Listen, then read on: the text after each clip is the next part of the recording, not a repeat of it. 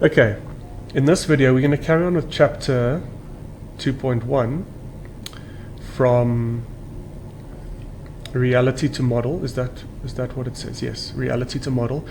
But what I want to focus on in this video is something called calibrating. And if you remember, what is the big picture? What's the big story? Is that there was this man walking forwards, right? Stopping for a while and then walking backwards. And what we're trying to do is we're trying to capture this real life situation and develop some kind of model. Remember this model can be an equation.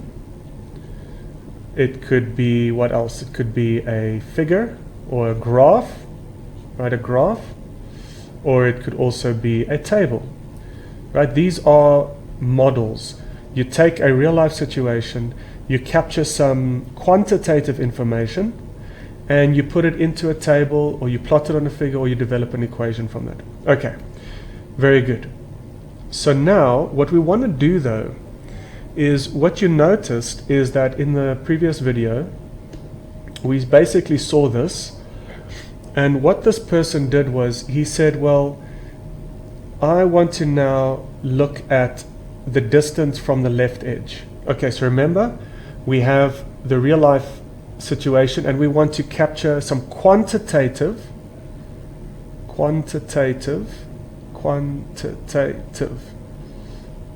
that always gets me, all those T's, okay? We want to capture some quantitative information so that we can develop a model. So what he said was, using a ruler and looking just at this frame, I measure 2.5 millimeters, or he measures 2.5 millimeters from the edge. Okay? Now this is, so that's to the center, his center, okay? So in the first frame, in the very, very first frame, he says that he is 2.5 millimeters from the edge. Okay? And then he says in the second frame, he is 3.8 millimeters from the edge. Third frame, he's 5.5. In the fourth frame, he's 7 millimeters from the edge. Okay, I think that makes sense. Very good. So what do we have here is we have frame number. In the first frame, he's at this position. Second frame, he's at that position, etc. So we've got frame number on the horizontal axis, and we've got distance from the left edge on the vertical axis. So that's great. We can see some kind of motion, walking forward, pausing, not moving anywhere. From that frame to that frame, he's not moving. Then from that frame to that frame, he's walking backwards. So that's great, but it doesn't have any real world, it's not meaningful, because he didn't walk 2.5 millimeters or 3.8. He walks in meters. He walks much. That's not his real distance. Okay? So what we want to do is we want to calibrate. We want to convert those millimeters to meters, and we want to convert the frames to time, to seconds, to time. Okay? So that's what we want to do. We want to calibrate. We want to look at the position and time. So let's first look at time. I know I've got position here and then time second, first and second, but let's look at time. So just let's recap. Frame number is 1 and distance from the edge. We want to convert this into time and into position. Okay, so what they said in the textbook was that they captured 30 frames per second. 30 frames per second. That means 1 divided by 30, which is 0.033 seconds per frame. Okay? However, these that you see here are every 10th frame. Every 10th frame. So this second frame here is actually 10 frames on from there, and that's 10 frames on from that one. Okay? So now that means that frame 1, okay, let's call it frame 1, starts at 0 seconds, but frame 2, this frame 2 is not 0.033, but it is 10 times that, which is 0.33. And frame 3 is another 10 frames, which is actually then you add on the 0.33 and you get 0.66. So that is where we move from frame to time. So that's where these come in, okay? Every 10th frame we capture the position. Now we've sorted out the time. Now let's look at the position. We want to convert this 2.5 millimeters into a real distance, okay?